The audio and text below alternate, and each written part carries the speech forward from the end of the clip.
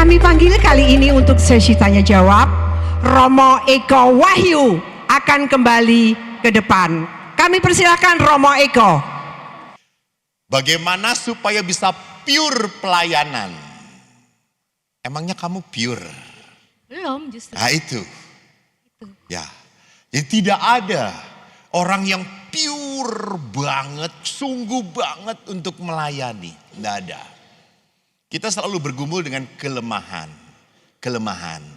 Hanya sekarang bagaimana cara saya untuk apa? Untuk melihat saya ini murni pelayanan atau mencari sesuatu di luar pelayanan. Dan deteksinya gimana? Satu, apakah saya mau melayani di tempat-tempat dan di saat-saat yang tidak menyenangkan? Saya tetap bertahan atau tidak? Saya tetap mau enggak? Walaupun itu tidak menyenangkan. Kan biasanya menghindar. Jadi pertama itu. Yang kedua adalah perasaan. Perasaan tersinggung bisa hilang enggak? Enggak bisa, namanya manusia mah langsung spontan. Namanya perasaan kan muncul begitu saja. Dan perasaan orang lain kan tidak bisa diatur. Apakah kalau dengan seperti ini semua orang senang pada saya? Belum tentu. Ada juga yang jengkel. Banyak juga yang jengkel. Jadi saya tidak bisa mengatur perasaan. Dan saya pun sama. Perasaan itu spontan. Hanya saya sebagai seorang manusia yang levelnya mau naik. Yang mau menjadi lebih lebih dewasa dalam iman. Saya tidak diatur oleh perasaan. Tidak diatur oleh perasaan. Saya mau melayani Tuhan. Orang mau ngomongin apa, saya tetap melayani. Saya tetap melayani. Anda diem saja, dikomentarin atau tidak? Dikomentarin. Anda aktif dikomentarin atau tidak? Nah itu. Anda gak akan dikomentarin kalau Anda mati. Orang akan berkata, rasain lu. Nah itu paling cuma itu doang. Itu ya. Jadi perhatikan, kalau nggak aktif dikomentarin, nggak dikomentarin, sudah bertahanlah, tetap menjadi baik. Tetap menjadi baik. Ikuti panggilan hatimu, bukan ikuti perasaanmu. Maka di sana saya selalu mengingatkan, pelayan-pelayan itu harus muka badak. Jangan mudah tersinggungan. Karena orang Katolik itu pinter komentar tetapi nggak mau terlibat. Nah ini yang ngomong betul tuh ya kayak gitu. Itu orangnya.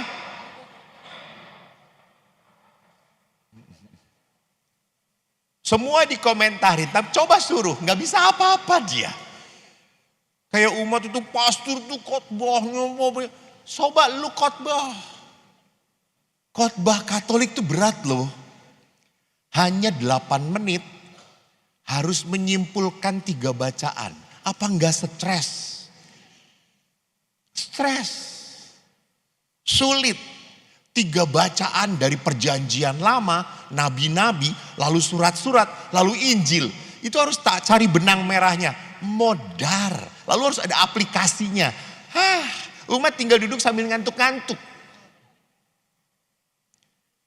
Jadi lihat di sini, kita harus sadar pada saat melayani itu kadang-kadang juga dituntut pengorbanan finansial. Ya, finansial. Artinya apa? Kita sial.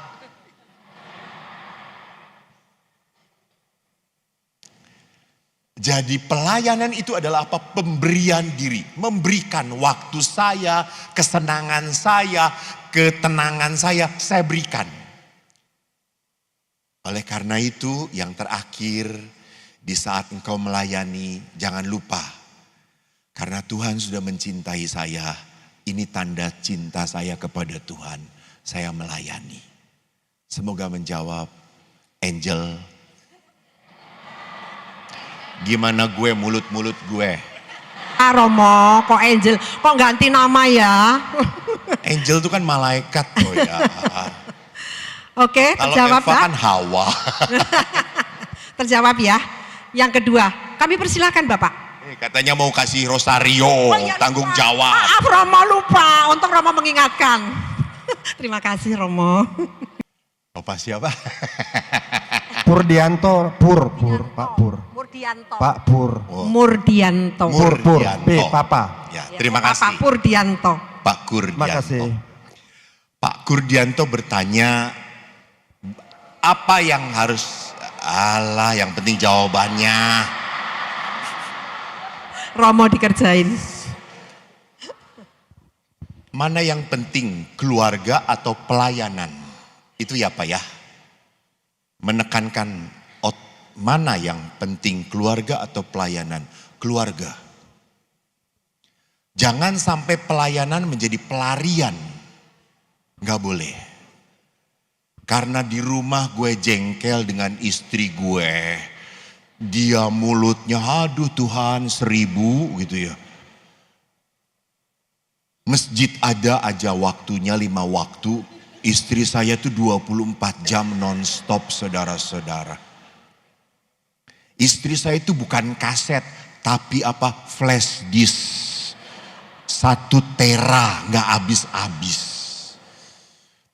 Saking saya merasa di rumah membosankan, capek, gak mencintai, saya melayani, gak bisa. Gak boleh. John Maxwell, salah seorang pendeta yang bagus sekali, dia mengatakan pelayanan harus menjadi kelimpahan, kepenuhan dari hidup keluarga.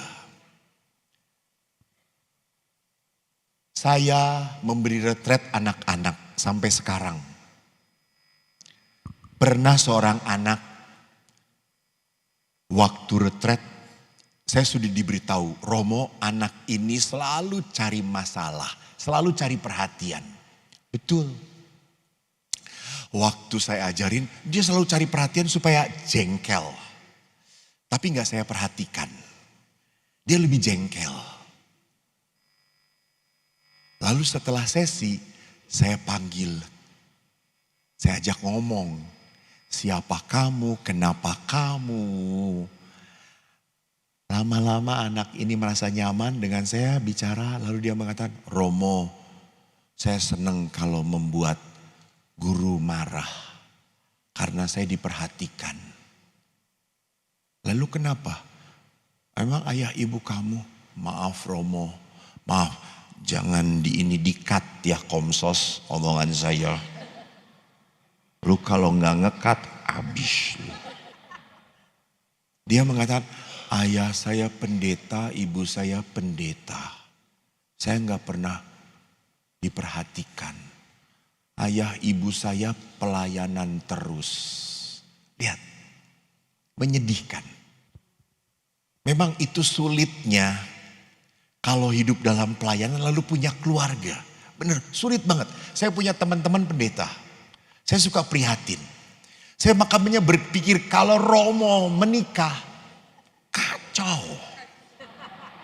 Iya, pada saat Ekaristi, Romo Tuhan bersamamu. Lalu anak saya datang, Pak, entar duit Pak, entar duit Pak.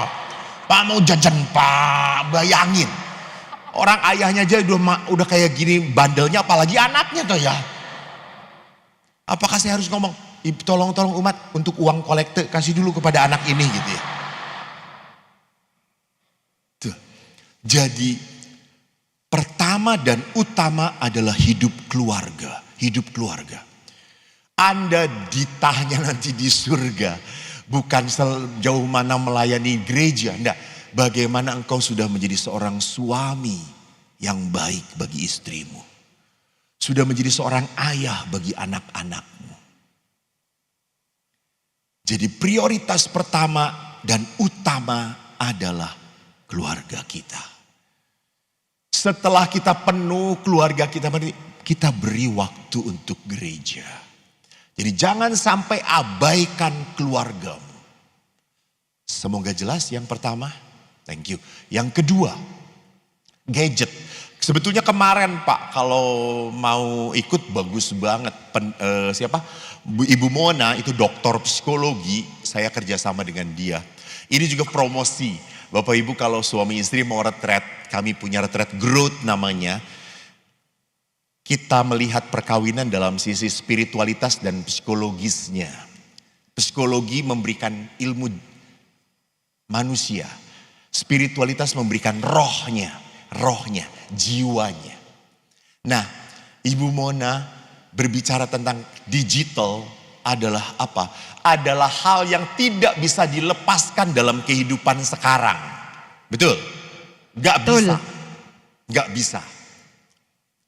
Hanya yang bisa diatur adalah apa? Penggunaannya.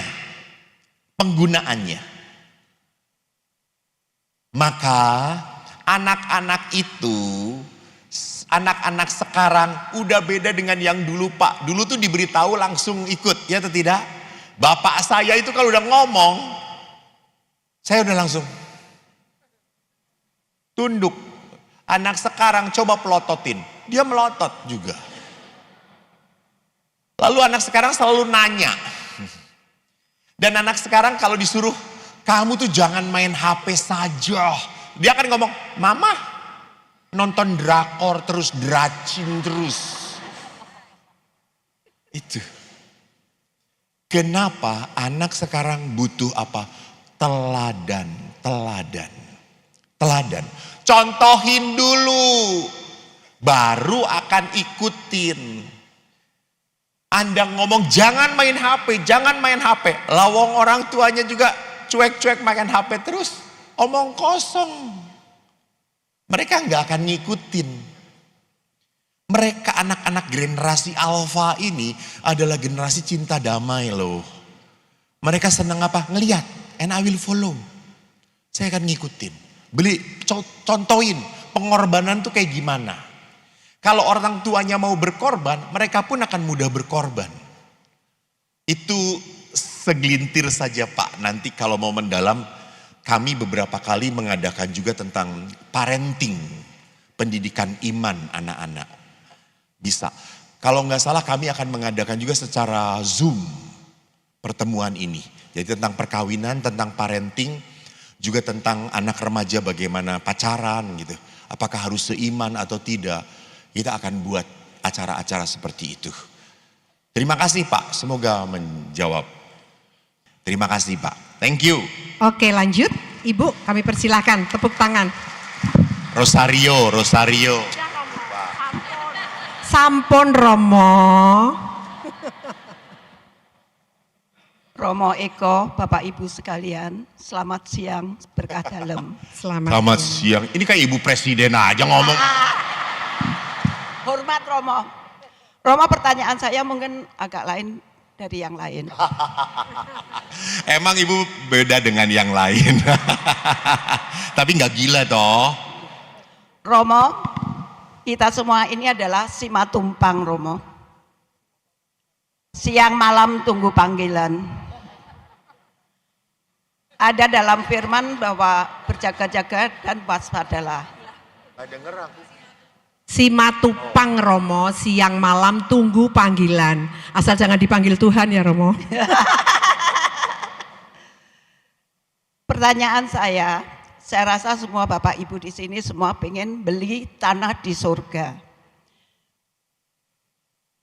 Apakah kira-kira syarat-syarat dan kriterianya untuk membeli tanah surga, Romo? Syaratnya Romo, syaratnya beli tanah di surga. Syarat pertama mati dulu. Iya toh? Silakan Ibu duluan kalau mau, jangan ajak-ajak saya.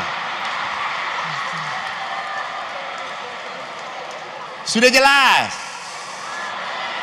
Cicilannya kan harus dibayar tiap hari, Udah, Romo. ambil kitab, ambil mic-nya. Oke. Ya Ibu, ya, memang Ibu itu unik. Syarat masuk surga apa? Ya mati dulu, silakan gitu ya. Mari kita kembali kepada iman kita, Bu. Kita kan derek Gusti, derek Yesus. Mengikuti Yesus itu harus hidup seperti yang Yesus katakan. Kenapa saya mengikuti Yesus? Karena saya tahu Yesus juru selamat.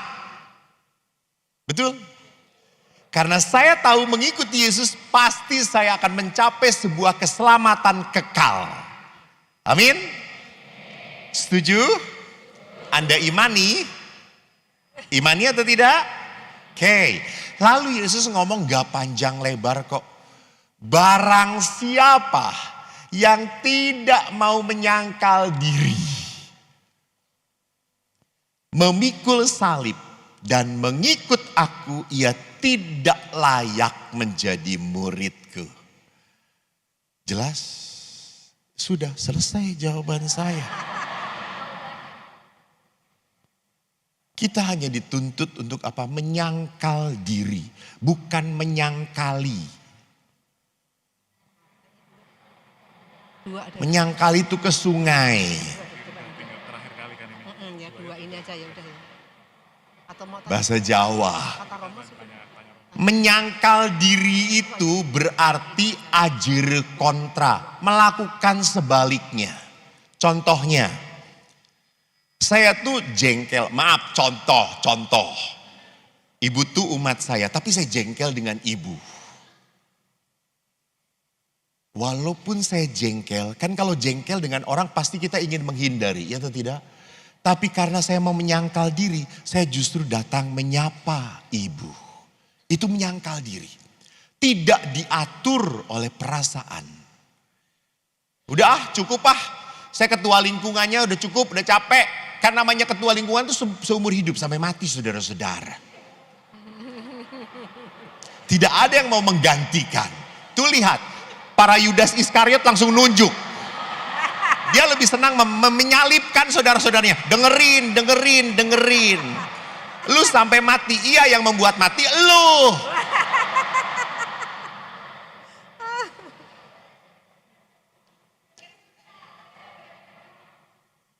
Emang jaminan? Lihat di sini. Bahwa seringkali udahlah cukuplah saya udah selesai pelayanan. Justru saya tetap melayani.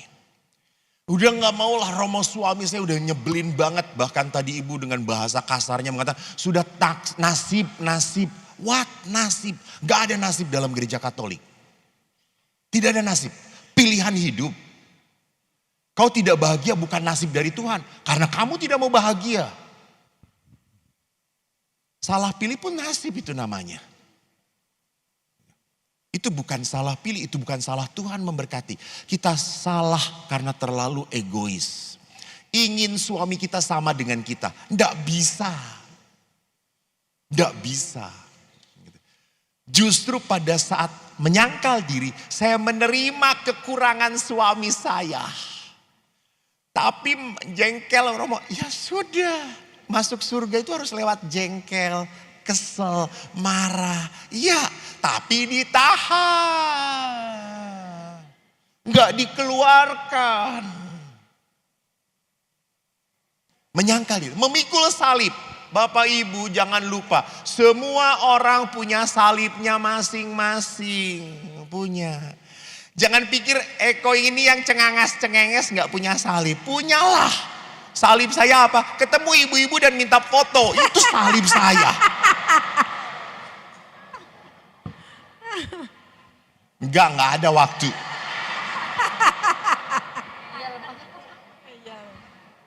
Kita punya salib. Tidak perlu membesar-besarkan penderitaan kita kepada Tuhan. Enggak. Tuhan hanya berkata apa? Pikul salib kamu. Ingat di dalam bacaan Injil tentang pikulah kuk yang kupasang.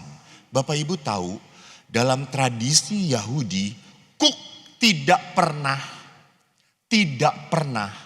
ditaruh di satu binatang. Selalu dua binatang. Kalau itu di kerbau, dua kerbau. Kalau itu di sapi, dua sapi.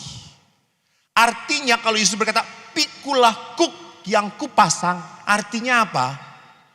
Yesus mau sama-sama memikul salibmu. salibmu. Pikul. Kita sama-sama punya penderitaan bersama Yesus. Jadi kalau bapak-bapak, kalau Anda udah gak tahan dengan istri, Yesus kuatkan aku. Engkau berat, aku juga berat. Bicara bersama, melibatkan Tuhan. Jadi bukan Tuhan itu mau dilibatkan dengan hidup kita. Bukan kita sudah tidak bisa apa-apa baru kita teriak Tuhan tolong. Kurang ajar. Kan ada orang-orang juga ngomong, novena, Tuhan tolong bantu saya membereskan utang-utang saya. Enak banget ya kamu yang utang, Tuhan yang suruh ngeberesin. Jadi Tuhan itu mau bersama kita. Yesus memikul salib, pikulah. Lalu apa yang ketiga? Ikuti aku. Artinya tidak ada penderitaan yang percuma di dalam Tuhan, bersama Tuhan.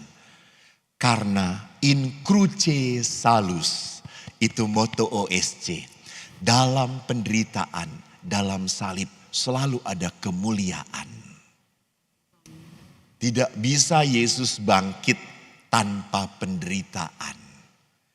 Kalau kita mau mengikuti Yesus mulia, masuk surga, ya disalib dulu, Bu. Jadi nanti Ibu Prapaskah gantiin di situ ya. Jelas? Terima kasih. Jelas ya Ibu ya. Oke, next. Anything else? Ada lagi? Sebentar. Kok banyak ya Romo? Kok banyak Romo, gimana Romo? Cuman satu lagi. Gimana nih? Hah? Mana Romo? Oh yang sebelah sana Romo katanya. Romo yang memilih deh. Enggak. Ayo dong Romo memilih. Memilih Ngapain saya. Ibu jadi MC kalau nyuruh saya? Romo gak ada amplopnya loh Romo. Oke bercanda ya Ibu. Ayo siapa satu lagi saja ya. Soalnya Romo jam 12 sudah harus jalan. Satu lagi ini mewakili dari? Oh saya pikir dari paroki lain. Dari Bernadette Ibu. Selamat siang Romo, saya Berti. Sebelumnya saya ini basicnya bukan dari Katolik, maksudnya dari masuk Katolik itu sudah saat menikah berjalan berapa tahun karena ada perasaan mungkin kalau komuni atau apa cuman nganter anak. Jadi saya ada kemauan dari dalam sendiri untuk menjadi Katolik bukan karena suami atau siapapun. Saya mencari Tuhan sendiri gitu.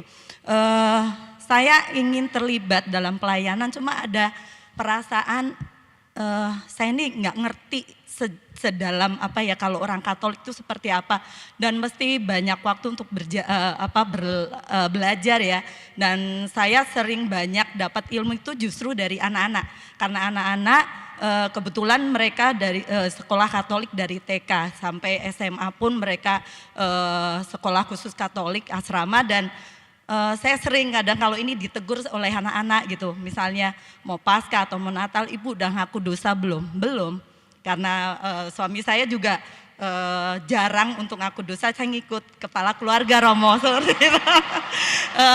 Jadi saya tahu itu nggak benar gitu ya Romo cuma ada apa ya untuk belajar itu kayaknya saya masih takut, malu gitu kan. Dan misalnya dalam lingkungan disuruh misalnya pimpin doa rosario, tahu cuman takut salah begitu Romo. Jadi saya dulu ikut pelayanan, ikut melayani itu, melayani bina iman anak karena nggak harus wajib doa novena, rosario seperti itu. Dan memang jiwa saya memang saya kebetulan ngajar kelas kecil jadi sangat seneng dengan anak-anak seperti itu Romo. Cuman untuk misalnya waktu doa lingkungan atau apa disuruh doa rosario enggak, saya mundur teratur Romo seperti itu. Jadi minta tipsnya mungkin dari Romo bagaimana ya supaya untuk merasa tidak takut atau merasa nggak layak seperti itu. Saya tadi cuman Romo sudah sampaikan otoritas orientasi kita dalam pelayanan itu adalah Tuhan dan itu saya pun lakukan dalam keluarga gitu kan. Saya melayani suami, anak-anak gitu. Cuman untuk melayani di gereja, ambil bagian dalam pelayanan gereja kayaknya belum layak seperti itu. Romo, mohon tipsnya dari Romo mungkin untuk mungkin dari di sini yang hadir juga merasakan apa yang seperti saya rasakan. Begitu Romo, terima kasih, selamat siang. Selamat siang, terima kasih Ibu. Terima kasih banyak untuk kerendahan hatinya dipimpin oleh Roh Kudus. Sehingga akhirnya mau berserah pada Yesus bukan sebagai sebuah kewajiban, sebagai sebuah panggilan. Sebagai sebuah panggilan batin untuk dekat dengan Allah. Lalu Ibu mau terlibat melayani. Pertanyaannya adalah, saya masih ragu dengan kemampuan saya. Saya masih ragu apakah bisa atau tidak. Jangan takut salah. Manusia itu siapapun pernah salah. Jadi dalam pelayanan itu Tuhan tidak, tolong ini ya. Tuhan tidak melihat kemampuanmu. Tuhan mau melihat kemauanmu. Mau doang, udah jangan banyak cincong. Tuhan yang membentuk, Tuhan yang membentuk. Bahwa Allah itu menuntut kemauan, bukan kemampuan. Baca dalam kitab-kitab Perjanjian Lama, para nabi, Yesaya, Yeremia, bahkan Daud pun, waktu dipanggil Tuhan mereka tidak layak. Musa sama, juga tidak layak. Tetapi yang membuat mereka hebat Tuhan. Aku yang akan membentuk kamu. Jadi mau dulu. Saya juga mengalami. Waktu saya SMP, suka dibodoh-bodohin sama guru SMP karena matematika saya tidak baik. Saya itu konsisten dari kelas 1 sampai 6, matematikanya 5. Hebat saya itu. Masuk Guinness Book of the Record. Waktu saya sudah jadi pastor, guru-guru saya retret. Mereka tidak kenal saya, karena guru kan kenal orang-orang pinter. Saya bodoh. Tapi saya masih kenal dan guru matematika ada di situ. Ini saat pembalasan bagi saya. Tapi saya imam, harus penuh kasih dan pengampunan. Cie. Saya beri retret dan setelah retret guru-guru Romo terima kasih. Menyentuh sekali. Romo betul-betul menjelaskan dengan baik. Terus saya berkata, Bapak Ibu, saya bisa seperti ini karena dulu murid Bapak Ibu. Romo murid kami. Iya, yang mana? Lalu saya cerita, tiba-tiba guru matematika, oh yang bodoh itu ya? Betul Pak. Tapi ingat Pak, roda selamanya tidak ada di bawah, kadang-kadang ada di atas. Dulu Bapak di atas, sekarang di bawah. Kok di atas? Jadi Ibu, yang penting mau. Berikan diri, nanti Tuhan akan memampukan. Tapi walaupun mau jangan nekat. Artinya kalau sudah nggak bisa nyanyi, jangan ikut kur. Apalagi pemazmur. Gereja bisa hancur.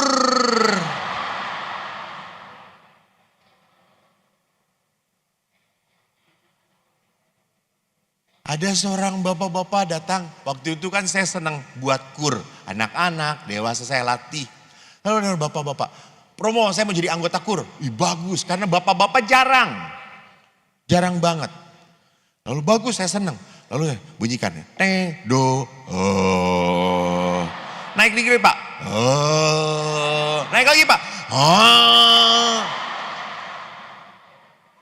Terus bapak itu tanya, suara saya apa Romo? Sapi kata saya itu.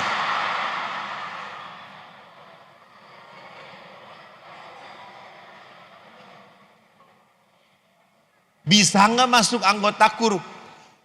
Pak, untuk nyanyi susah, tapi Bapak menyiapkan teks, bisa Pak, kata saya itu. Nah itu. Jadi jangan sakit hati, kita punya talentanya masing-masing. Punya talenta, gitu ya. Ada kemampuan juga, gitu. Saya diberi talenta oleh Tuhan, ya sudah, ini yang saya berikan, ini yang saya persembahkan. Semoga menjawab Ibu. Terima kasih. Oke, terima kasih. Romo, kita masih ada waktu untuk foto bersama, namun fotonya Romo tetap stay di sini. Nanti mereka yang depan duduk, yang baris berikutnya berdiri. Boleh ya Romo ya? Masih sabar kan Romo? Kabar. Sabar. Sabarnya sabar. Maaf Romo. Maaf. Mas Ignas fotografer kita.